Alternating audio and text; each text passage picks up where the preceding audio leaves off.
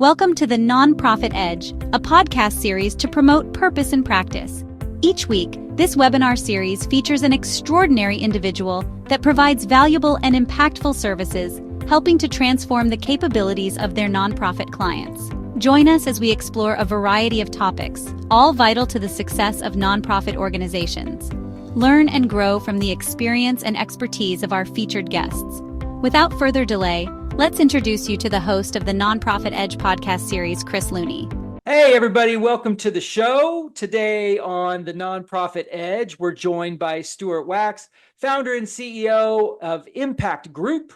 Stuart brings decades of experience leading and transforming nonprofit organizations into high-performing, mission-driven enterprises.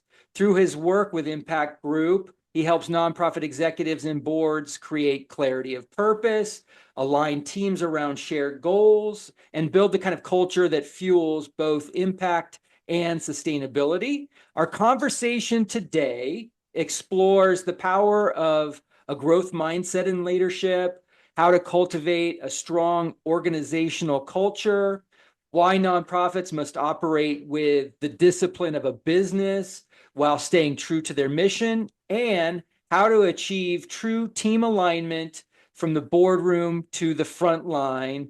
Man, that's a lot to cover, but I'm excited to do so. So first and foremost, welcome to the show, Stuart. Chris, thanks so much for the beautiful intro. And it is a lot to cover, but I guess we'll do our best. And so happy to be here. I appreciate the opportunity. You bet. I'm excited to dig in.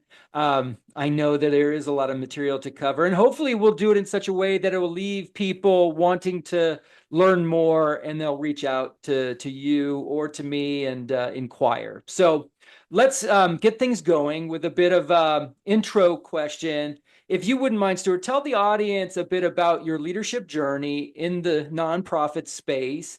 And particularly, I'd love to kind of know more about any mentors that you've had, why they were important, sure, and also any sort of leadership philosophy or concepts that really guide you in your own leadership or that you guide other people in theirs. So let me know what you think. Wonderful. Okay, I'll do this relatively quickly. So I actually got into the nonprofit space completely by accident. I wish I could tell you it was a lifelong passion and that's what I went to school for, but none of that would be accurate. I got a degree in exercise science and business management, was waiting for a funded position at the Cleveland Clinic to come around, and had a little construction business I was doing, and a close relative in Cleveland, I was living in Cleveland, my hometown at the time, told me about this job at a nonprofit, Jewish Community Center. And it was a real job with a real salary that I had to have my college degree for. So I'm like, what the heck, let me go. And I don't remember what the title was. It was something in the wellness fitness area. Programmatic. Pardon? It was programmatic. Yeah, it was programmatic. I was brought in to help create and do some programming and implement programming in the fitness recreation field. Cool title, but I was, entry level, going to do what I do and learn. Yeah.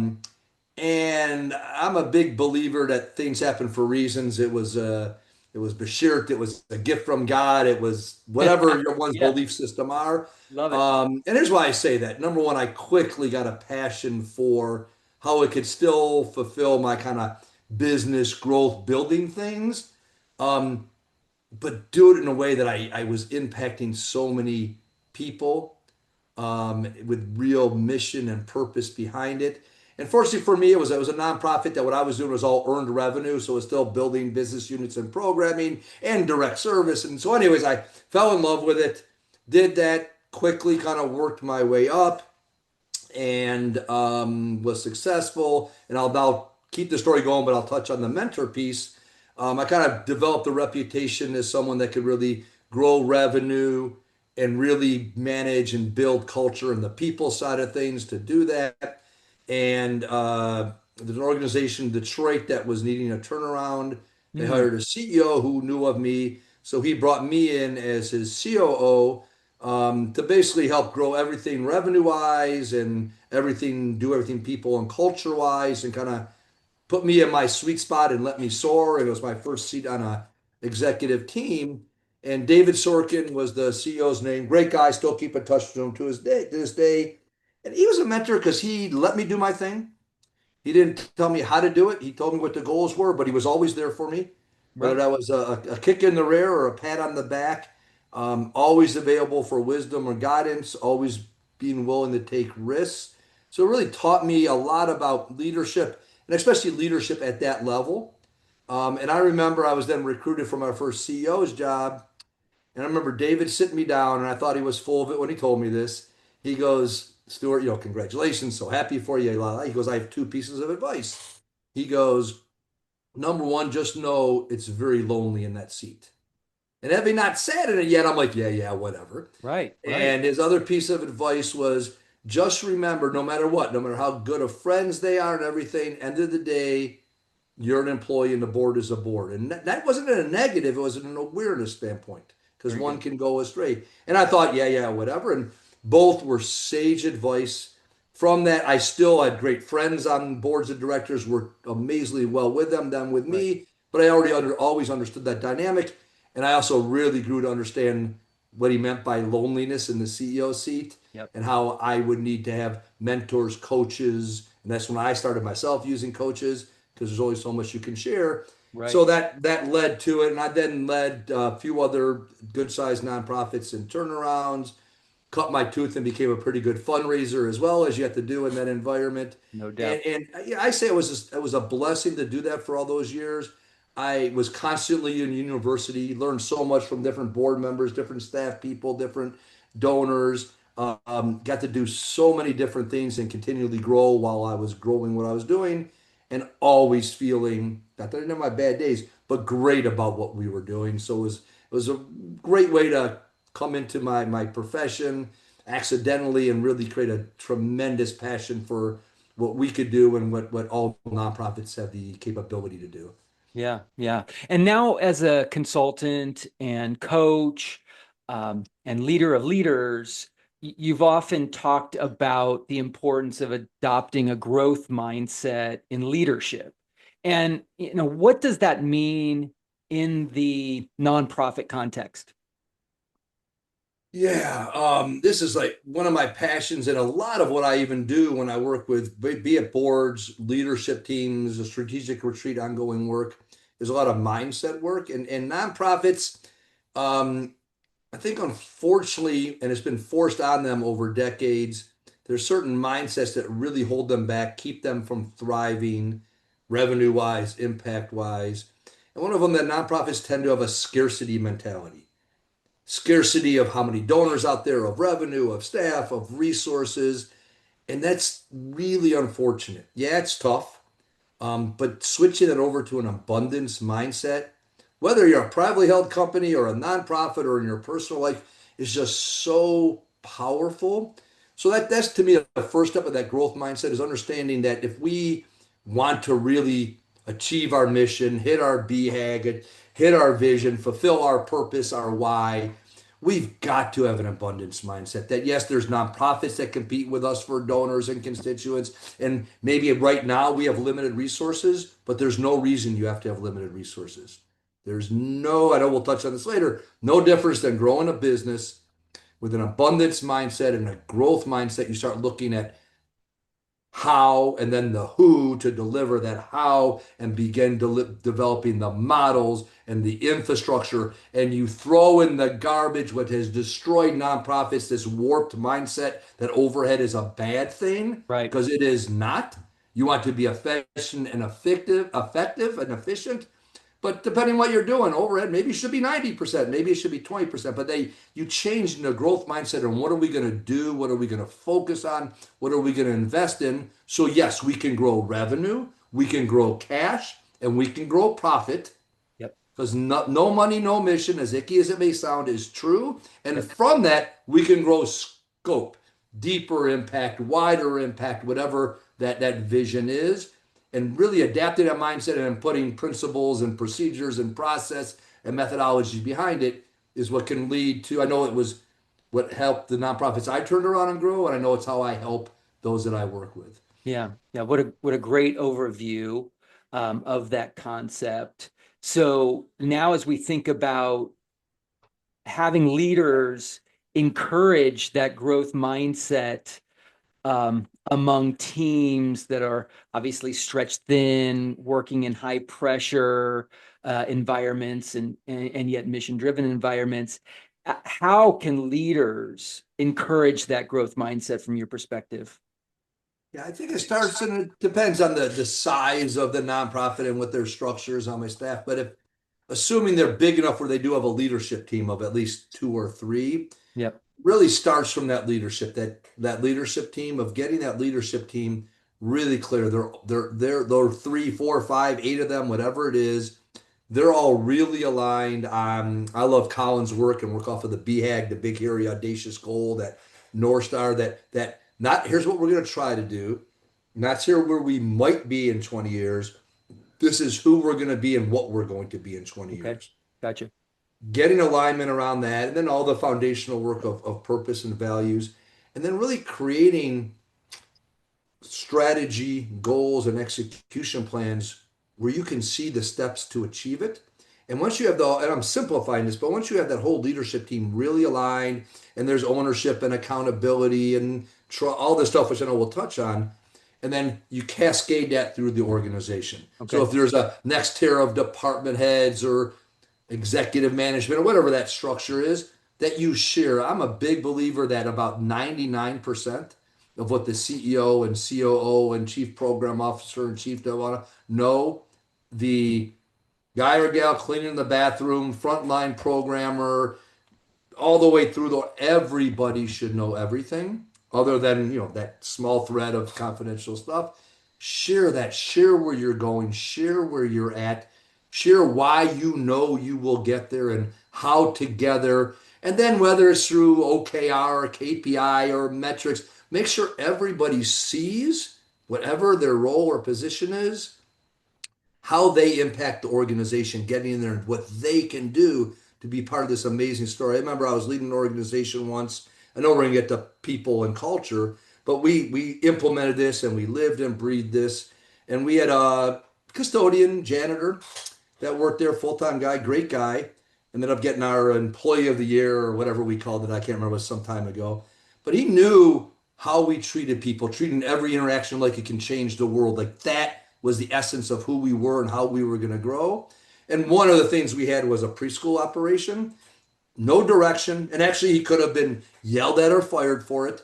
Most of the preschool parents would come in at, I don't know, 8 o'clock, let's say. He put down his broom, put down his stuff, and he went out there and for a half an hour was a doorman and helped with strollers and bags, really disregarded his job. But because we all knew we were aligned, we all knew we were living with our values, he saw how by doing that, Yeah. he was going to help grow our organization. So sharing, making sure it's based on those values and everybody sees their place, people will buy into it and they'll see how what they do can grow and help us achieve that mission, serve the people we're serving, Interesting. have the revenue and the money and everything else to do it. So it's having that story woven and that feeling throughout everything that you're doing. That's interesting. I fell into a trap, I think, thinking that growth mindset was financial, from the perspective of money. Oh, I have to have a growth mindset in terms of metrics, but goals, but probably all about money. And then that story that you just shared was kind of more cultural growth mindset, which I think is fantastic because we can't always limit our thinking to the dollar because Yeah. sometimes it's the other things that you need to focus on that will then ultimately lead to the dollar. Bingo. I'm so glad you picked up that. And I appreciate that, Chris. And there was a study done some time ago that looked at purpose-driven. This was actually in the for-profit space. Purpose-driven for-profits and then your traditional Fortune 500. And it showed them through dips in economies. And this was before COVID, so COVID wasn't Right. part of the example, but those types of things. And it showed how purpose-driven companies, those that still, they were private companies, they wanted to make a lot of money, whether they were shareholders, whether it was owner distributions, whether it was to sell, but they focused on growth of everything and the growth mindset you just described. And those are the companies that took a bigger initial dip, but came out of it way quicker and way stronger. Because really, it is all focusing on money Yeah. isn't having a strategy, knowing what you're measuring, what has to happen to drive that money and drive that cash is important. But culture and people and awareness and everybody being aligned and building trust and letting people go do what they have to do, that's going to get you your money. And I that love money it. is going to let you reinvest and expand how you fulfill your mission. Yeah, yeah. And what we've been talking about really talks to the culture of an organization. So let's move into that realm now. And you've led several large organizations through culture transformation. What are the first steps to building a culture that truly supports performance and well-being? Yeah. I'm going to share some of the steps and I'll share a couple personal stories of failures that were some of the best learning opportunities Yeah, I ever please. Great. had. So, some people say culture trumps strategy. I don't say that because they're both important. But if you don't have a strong, positive culture, you might grow. You will not grow as fast. You'll have a lot more pain, and you'll never get to deliver the impact to the degree you want to. It is fundamental in any organization. Mhm. So my approach has always been starting with making sure you know your why. Whether you do that through mission or you do that through purpose, that whether you start with the board and leadership. Um, I'm a big believer actually comes there. Yes, you integrate and utilize different teams and multi-level, but really it is the board and or leadership, or ideally them together, that really should create that and align that. Because it's not a democracy as to what the mission, purpose, and values of an organization are. So Right. really making sure it's there, it's articulatable, and that purpose, your why, really drives you. Um, then you work that through your staff where you all know it. And I had done that really successful a couple of times, but I always felt that it was still so dependent on me, Stuart Wachs, me, the CEO. And I was like, there's got to be something where when I leave, it could all crumble. Right. And that's Right. that's an insult to me, not a compliment to me. Yeah. Um, and the last big turnaround I did in the nonprofit space as a CEO, I'm like, I want to really do this where it gets integrated and systematized, where I can disappear unless someone intentionally wants to stop it, just keep going. And that's when I really did some more studying and learning and reaching out to people. At the end of the day, it comes down to behaviors. We've all been the places where they list their values on the wall and you're going, Sure. might be up on the sign, but it's not happening. Yeah. So what I then started doing, and I coach nonprofits, organizations on this, is yes, you have to have those values, those three, four, maybe five, non-compromising. You hire on them, you fire on them. They're non-negotiables. Don't Mhm. call them values unless they're non-negotiables, from CEO to 1 hour a week part-timer. But then you identify maybe three, four behaviors that if you're doing that, you're living each of those values. So now you've got your 20 behaviors, and you start systematizing that, a behavior a week, using those behaviors in your coaching, using those behaviors in your employee review, using those behaviors in your orientations, and all of a sudden just work. We did this, and we had a little fold out booklet of our 22 behaviors that we sent home so people could share them with their wives. We did a big kickoff with it, et cetera, et cetera. We had a Great. regular rhythm and ritual. And my COO, on a weekend, was at the beauty parlor and saw one of our part-time staff, and they started talking about something personal. And this part-time staff on a weekend day pulled out our fundamentals pamphlet from her pocket and said how that helped her do whatever this personal thing like. And I was like, we're there. Yeah. So it has to start at the top. It has to be real. It can't be lip service. If you, the CEO, ED, leadership team, and board aren't willing to hold those accountable, if you stumble, admit it at work, they're not values. And then the behavior part, and just finding ways to systematize that where it just truly becomes part of your culture, part of how you act every day. And next thing you know, it's just living. and peers will push other peers out. They'll be self-policing, and it really just becomes organic to the organization. And is that what helps it survive the leadership transitions or organizational change? Because it seems like, boy, then you bring in a new CEO or a new leadership team and they have to buy in. They have to, I mean, how do you encourage or prevent backsliding when it comes to Yeah, these great. strong So, culture? as I know you and everybody listening knows, there's, I guess death and taxes, I think, are the only guarantees. Um, but there is no guarantee. And this is where I'm a big, especially if it's a somewhat of a large organization, it's the leadership team that really should be driving everything. The board is there to help with strategy and make sure we're achieving our mission and helping resources. But the board has to play a pivotal role because at some Good, time, good. there's going to be a changeover of the executive director, CEO, whatever they call the head of the organization, staff of the Right. organization position. And if the board is bought into that, believes in it, knows how it's been systematized, hopefully there's no chance that that new CEO, because they're going to hire based on those values, based on those behaviors, and even if the guy or gal that's their lead candidate is the best in the world, if they don't prescribe to, emulate, and have demonstrated they do, they shouldn't be hired because that should be your number one criteria. So hopefully the board knows it, they're hiring based on it. So when they hire the new CEO or ED, they have someone that wants it. They know this is a critical measurement. There's actually metrics you put with it. So that's the same as any fundraising metric or earned revenue metric or uh, uh, engagement metric, and then it will live on. But in nonprofits, you really do need both board leadership and staff leadership all engaged in it.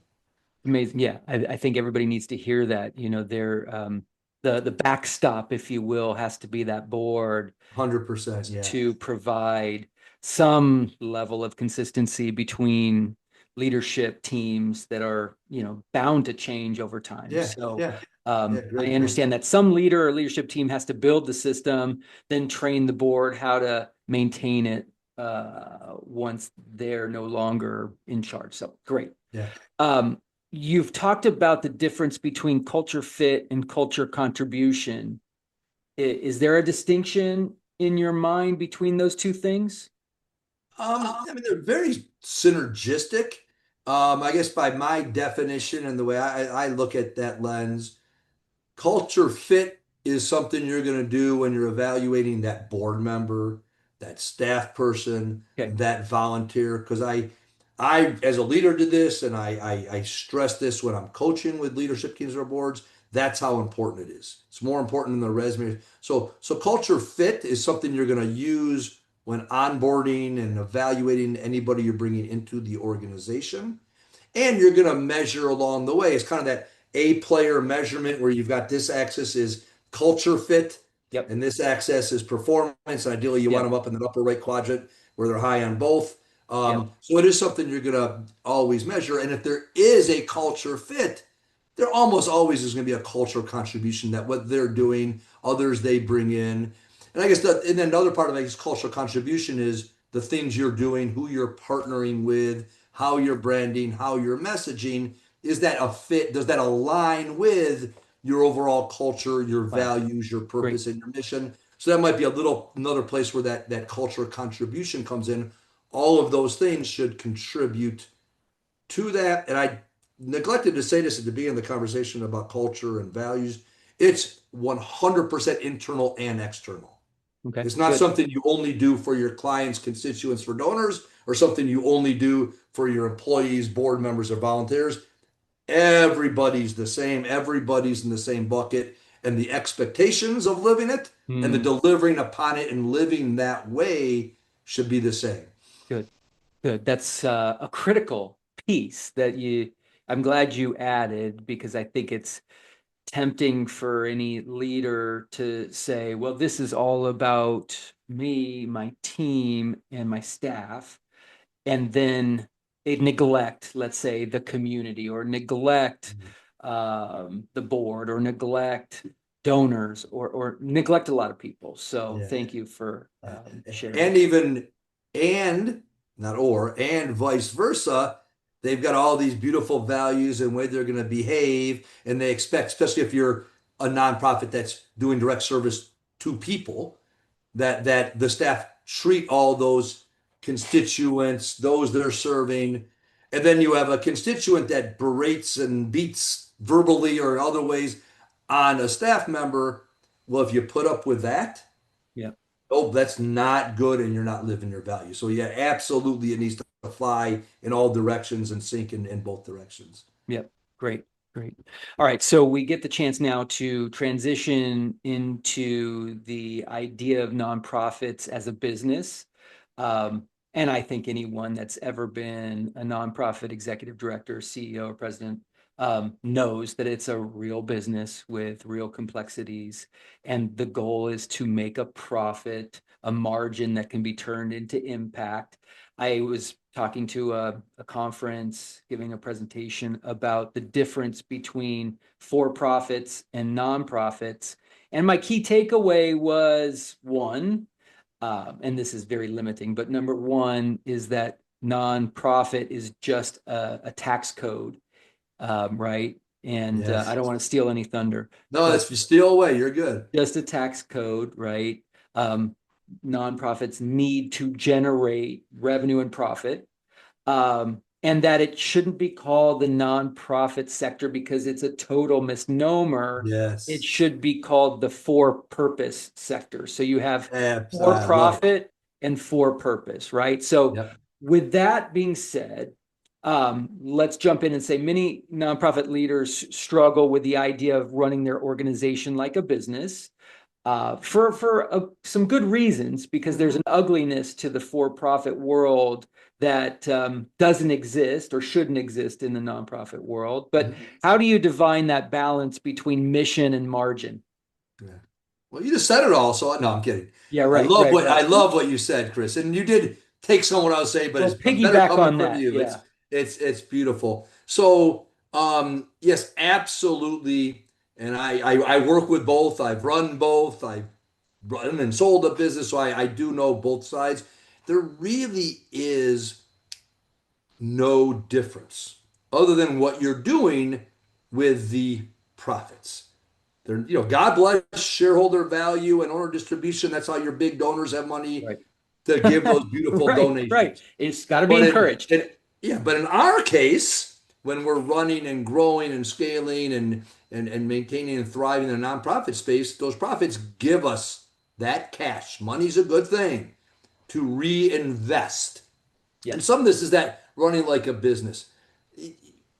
I touched on the whole overhead thing and how ridiculous. On that one, if anybody listening has not listened to the Dan Pallotta Yeah. TED Talk, it's probably 10, 15 years old. It still resonates, and it's Still a relevant. guy that came from Fortune 500 nonprofit and talks about paying nonprofit leaders the same as in the market and how you market and how bad it's well worth every board member. And now Every there's a nonprofit movie, leader listens to. Uncharitable, that speaks into the same philosophy or need to eliminate this concept of overhead as Yeah, being needing to be small or yeah. unimportant.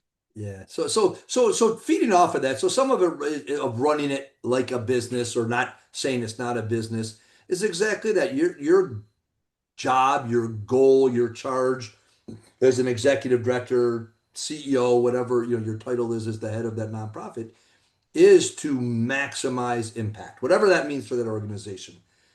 Well, in creating the plans and the strategy and deciding what your structure is and the functions and the staff, that just as if it was to maximize revenue and sell the most widgets, it's the same approach, you're just different outcomes. So really truly having a strategy that's aligned and knowing where you're going to be in 3 years and being articulated and knowing and having true real expectations. Nonprofit staff are not the clients or the constituents. It doesn't mean, like in any well-run business, that they're not treated wonderfully and there's an Right. amazing supportive culture. But there should be ownership. There should be accountability. There should be clarity on if I'm successful, this is what success looks like for every position as well as for the organization. There should be things you're measuring to know you're getting there. Yep. Measure what matters. If you don't measure it, it doesn't happen. Yep. Um, so taking what are seen as business practices, articulated strategy, execution systems, accountability, communication cadence, mapping out your cash, you knowing what drives it and what preserves it, apply equally for any organization, be they a for-profit or nonprofit, to thrive and maximize impact and have compounding growth, all of which are good things. It's okay to use those words. It's great for everybody to talk about money and talk about profit and talk about impact. This is when we were talking about values and culture and growth. No, your purpose, your goal is not the money. But one of your goals is the money. If you have earned revenue streams, how are you maximizing that top line revenue and that bottom line revenue? In fundraising, how are you being the most effective to maximize that number and have the most leftover net in it? So it's really that mindset, and I don't want to beat it too much and really destroying. Don't let your board talk about it. Don't let your donors or granting organization drive you to some fixed overhead number. I mean, Right. I'm Thank going you. back in time. I think it's gotten better, but it used to be any nonprofit with an overhead more than 20% was poorly run and wouldn't get a good rating. Oh, And we all know what happened. Everybody played the games and how you allocate different people's for time. sure. Just do what you got to do to be able to invest so you're continuing growing, to make sure you're spending those really important resources, human and cash, on the things that are going to, yes, directly serve, but also allow you to grow. I remember one nonprofit that I coach, it's a veterans organization.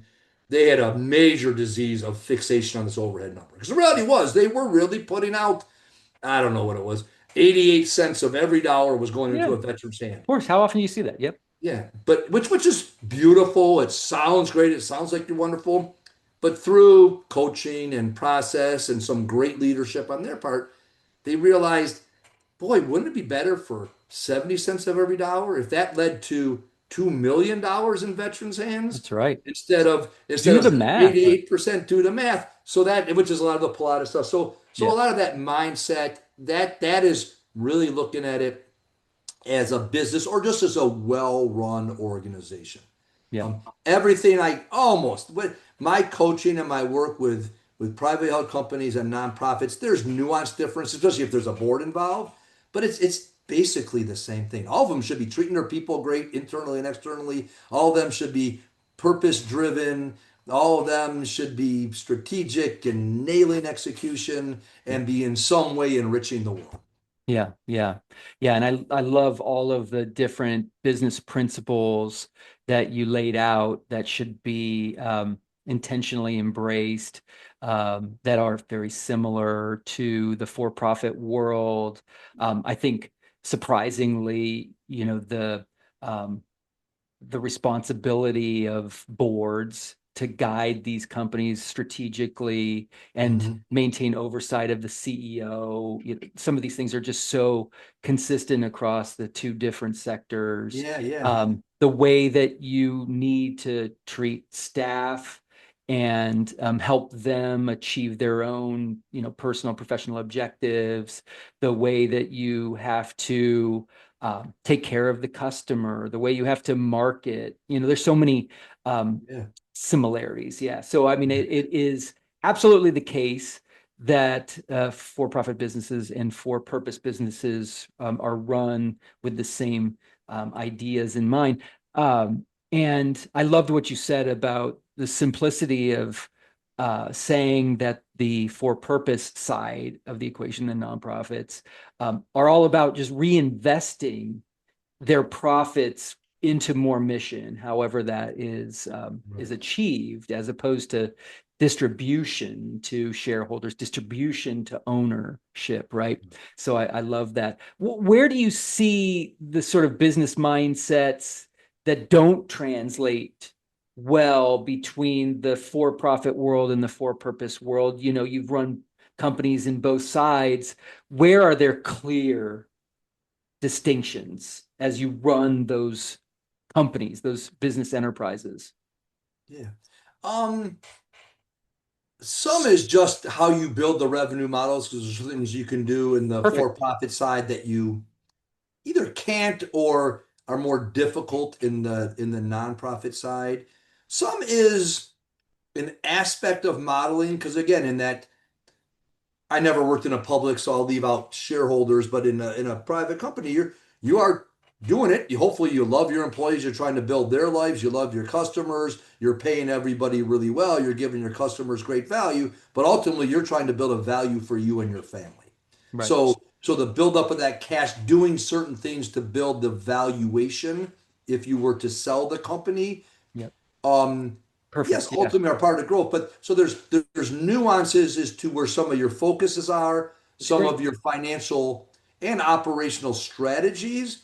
Um, so there, I'd say apps, and in the nonprofit side, you have which I know sometimes can be conflicting and painful, but boy, when it's harmonious and joyful, that syncing of the board and CEO, and then that through is very different. Even in a privately held company, it's a very different relationship. Whether it's a shareholder board or an investor advisor board, it's a very different relationship. So there's nuances of that have to go into how you're growing, both how you manage that, but also how you magnify that. Because you know, you talk to every ED or CEO, they'll have horror stories, and every board chair, Sure. and they'll have wonderful stories. So it's how do we do better to keep it in the wonderful side? So there's that complexity of board, volunteer, community focus lenses people look at them from a messaging marketing standpoint that is definitely different between the two. And that's where I usually, tweak things, modulate kind of what I do. That is a difference. And I'll say, having been in both sectors and having friends that have been in both sectors, and everybody I know would agree, it's actually much tougher to be a nonprofit CEO than a for-profit CEO. There I are agree. exceptions, I agree. clearly, Yeah. but it is actually, I believe, a more challenging, complex position to be in. Yeah, yeah. I've heard so many talk about the reality that nonprofits are in two businesses as well. They're in the mission delivery business, which um, is separate from revenue, since you're not buying widgets, Yeah, yeah, and don't have different means of production. But you're in the mission delivery business, so you have a sort of programmatic side that has an economy to it, and then you have the fundraising or revenue generation side, which has a separate kind of almost pay scale as well, and economy to it. And along those lines, I mean, one of the most surprising differences for a lot of for-profit people, especially board members who come into this world new, is this idea that you don't compensate yeah. fundraisers through Oh, commission, right? yeah, yeah. And so that's just mind-blowing to so many people. You mean there's people that raise money just on salary and maybe a bonus for performance, but not on compensation? It's mind-blowing to them because all of their sales people are paid on Yeah, that's commission, the right? main. Yeah, they get their salary, but their main. Yeah, let me. I'm glad you brought that up. Let me touch on a couple quick things on compensation. Um, and this is, I think, always as a CEO, definitely as far back as my memory can go. If I was hiring a CFO, I did not benchmark it against other nonprofits in the city. I benchmarked it against other organizations, the size and scope and complexity of what we were. And that's because I wanted the best CFO I could get. A Mhm. lot of times boards have challenge with that. Sometimes CEOs and EDs have challenges with that. But there's no reason that a CEO, ED, CEO, compare a CDO and maybe a chief revenue officer, wherever you want to make those correlations, similar size, similar complexity, they should be paid the same Very because you good. want Yeah. those kind of results. Because it doesn't mean that person doesn't have a heart. It doesn't mean because you have a heart and a passion, you shouldn't get paid a fair salary. You might choose to donate a chunk of it back. God bless.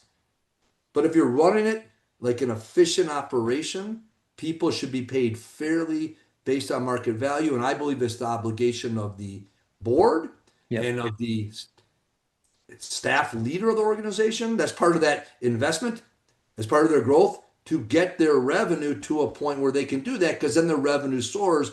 because they've got a real A-player leadership team, and mid-level because people are being paid fairly or they're not leaving because of it. They're Right. psyched, they're rolling, and they're still passionate. And then what they're being paid doesn't even matter. And I'm a big believer in incentive bonuses. I've always done those for senior leadership. I've done it Right. for other levels. Yeah, there's complexities and regulations on the fundraising side, but you can find ethical, moral, legal ways to even on the development side to incent that person to achieve and surpass those Yeah. goals. And for everybody out there, this isn't even a foreign concept. This is real and necessary.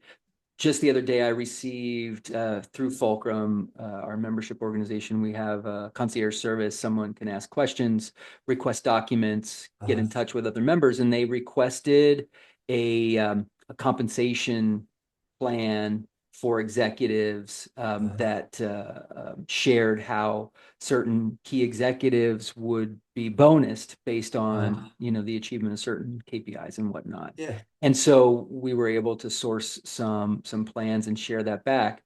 And it's just so common and necessary.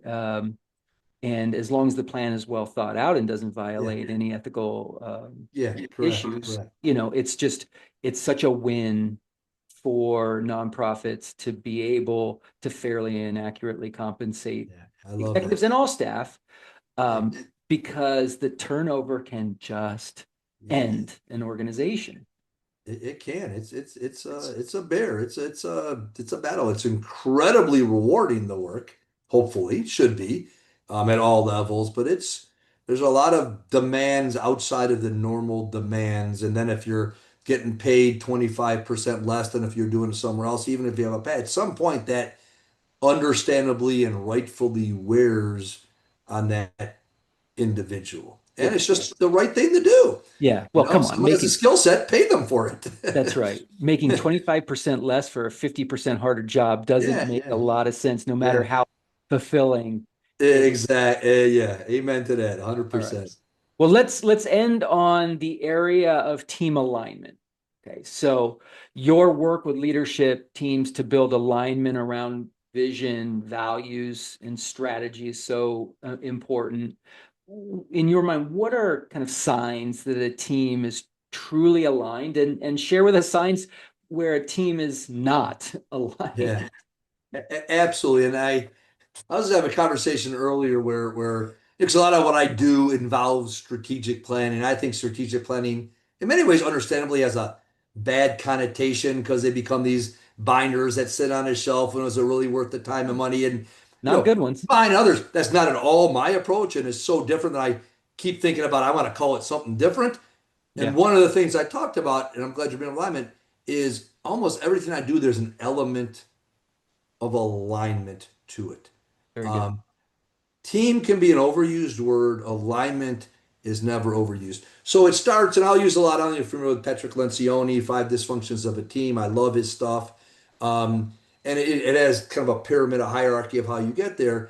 But first, to get to where you can really have alignment, and if you don't have alignment on a leadership team, you're not going to have the organization because you have these leaders that are running your different divisions, doing different things, saying different things. So the first place to start always, whether you have two people or eight people on that leadership team, is that you build trust. And trust is trust in each other, Mm. trust that each other are going to do what they say they do when they're going to do it and do it in high fashion. If they can't, they're going to be open and say it. Trust is that everybody has learned and developed the trust with each other where they will challenge. You will have real constructive debate and disagreement. But because of the trust you've built and the alignment where you're going, the only people who ever know that's happening are the people in that room because you have complete alignment once you're out of those discussions. So a lot of the work I'll do a little bit in a strategic repo when I'm working on an ongoing basis with leadership teams. There's a whole progression of things I do that some are obvious, some are just built into the way we're doing work that slowly but continually build that level of trust to where you get to that really high function team. And anytime you get a new team member, you literally have to start over again because now you have a new part of that family that you have developed trust with and they do. So signs that they aren't. I'll tell you, there's a couple. I'll give away a little bit of some of my secret sauce stuff I do. Usually when Good. I'm working with a company and we Just get giving a little into, taste. This is yeah, a little taste. That's all. When we get into the strategy work, I'm big on post-it notes and moving and get everybody thinking, typical facilitator stuff. color Um, charrette and yeah, exactly. So I say, okay, everybody take a post note. No cheating, no group work here. One word, write down one word that describes your strategy. Again, not the exact strategy, but that describes your strategy. And I will tell you, I've done this a bunch. Typically, but not always, the CEO will have perfect, aligned, solid, executable. You have a couple other members of the team that say that, but much softer because there isn't the trust and they're not willing to go against it. right. And then you might have one person that puts unknown, non-existent. So number one, they're clearly not aligned, and there clearly isn't really trust. I love when you have one person, founder, CEO, ED, that puts that real positive, and everybody else on the team says something different because then there's that trust, and the CEO is totally okay with it and laughs about it. So I mean, that's a little exercise, but you really know if you're there or not. Yeah, that was going to be my question. Yeah. Like when there isn't alignment, when Mhm. there's misalignment, Mhm. and for example, I write down collaborative, Mhm. and then everyone else writes down siloed. you know, Uh, like when there's misalignment, how do you handle that? Like what are some steps to create yeah. better alignment? Yeah. One, and this is honestly a sales pitch. And I 99% am not a consultant, even though I have a lot of expertise and experience in the nonprofit space. I really try to purely be a coach. Yep. And by having the real power of a coach, a lot of people think coaches are for people that aren't performing well or yes, but the real power comes when you're a coach, when you're working with super high performer, Right. Right. staff, just like your elite athletes, your NFL teams, your MLB teams, they're at the upper one millionth of 1%, and Yeah. they Never have met an multiple Olympian without a coaches. coach. Yeah. Never So by met. having someone in there like me or another great coach, they can help uncover those blind spots and facilitate it. And what happens then? You have a dialogue, like in that example, which happens all the time. If they are a or close to an A player team and they have at least a decent level of trust, they'll laugh, they'll call themselves out, and then we'll start working on what really is reality. And usually it's the unknown, unclear, and then how do we start fixing? So it's creating that space, and you can do it without a coach. Coach helps and expedites it, to where you can have those dialogue. Again, it starts with the ED or CEO or Yeah. president, Yeah. because if they're ego based and it's all about them and they know everything, then don't hire me, don't use a coach, and good luck. Um, but if it's an ED ahead of that org that really wants a powerful leaders team and wants to grow and is open minded and desires to absolutely not be the smartest person in that room, then through process, through all these really meaningful process discussions that get down to owning different things, and then really for the CEO or ED to I don't want to say empower because I don't think you can empower anybody, but create an environment where they're going and doing. I just had this conversation with a client, I think yesterday, is they were telling me, no, my leadership team is all A players, and they're not really.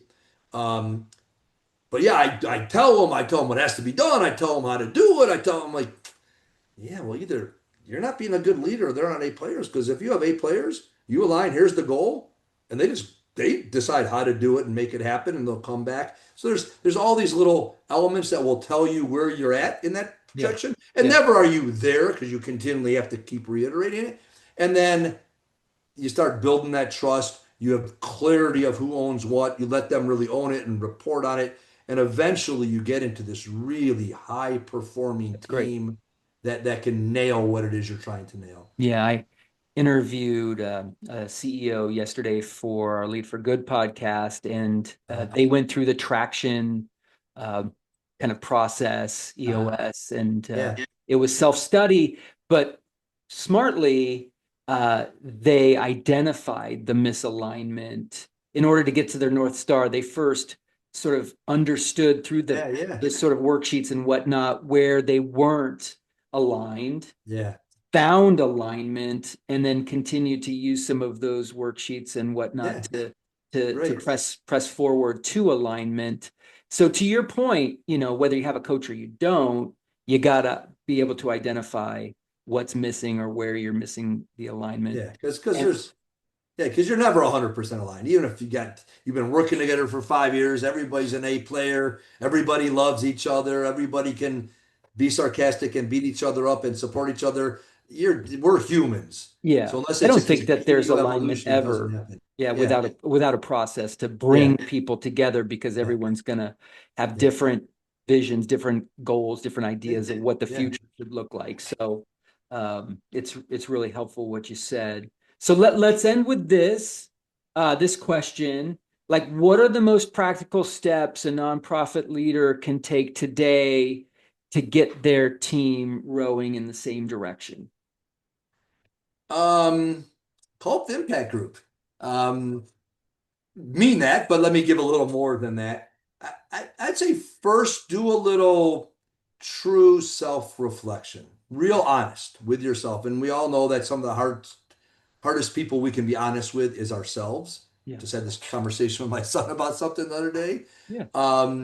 So to really think about who you have on your team. Are they really high performers and high culture fit and activators? Are we really do we know where we're going? Really, a lot of the things that you brought up and that we talked about have that self-reflection, and you don't have to share that grade with anybody, but be really honest with yourself. And then I would say engage in some process with me, with another coach, on your own. Although, in addition to not the blind spot, when the organization head leads it, they can't participate, and there's huge value that gets lost. Just want to throw that in there. But to do, whether you call it a 2-day strategic planning retreat, whatever you want to call it, where you really understand where you're aligned and not aligned on everything from purpose and values and that long-term vision to 3 years and revenue goals and ownership of functions and what are those key capabilities. And, I'd say ask yourself this, if to all the nonprofit leaders out there. If you were to go ask your 3, 5, 7 leadership people, what's our number one priority for this year? What would the answer be? And if the answer isn't every one of them would say the same thing, you're not there. You might be amazing, you might be doing amazing things, doesn't reflect on you as a leader, but that's one of the real easy tests. And rarely, and I'll tell you, there should be one top priority. One top. Right. One top. There's other supporting, but there's little things when that nonprofit leader takes a step back, gets out of the weeds, gets rid of the noise, and just does some of the self-reflection, they'll probably self-identify some things, but they'll probably on their own, and then a lot more can be discovered, realize, wow, we can really improve alignment and all these other things we've talked about. And that's the purpose of either doing this work really seriously yourself or bringing someone in who can just make it happen quicker, better, more efficiently and effectively, so that you have that growth. And I tell everybody that I work with, well, yes, whatever you pay me hits the expense side of the ledger, just like we talked before. It's an investment. It's part of investing in your own growth as the leader, the growth of your team, and the growth of your organization. Awesome.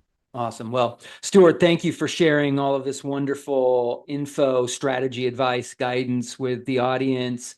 Hey, if you want to connect with Stuart, check out the Impact Group, look it up. You'll find it. You'll find Stuart on LinkedIn, of course, and would encourage you to do so. But Stuart, thanks for being with us. Really appreciate it. And to everyone out there in the audience, if you like this content, make sure to like and subscribe to this podcast. Also, check out the Mastering Fundraising podcast and the Lead for Good podcast. All of them interview exceptional leaders in the space and really dig into their expertise so we can all learn together. So until next time, thanks again for joining, and we'll see you around very soon. Thank you for joining us for the Nonprofit Edge, a podcast series to promote purpose in practice. We hope you've enjoyed this presentation and learned some important lessons from our featured expert. We always want our content to be informative and to position nonprofit leaders to succeed. Please join us again for our next podcast.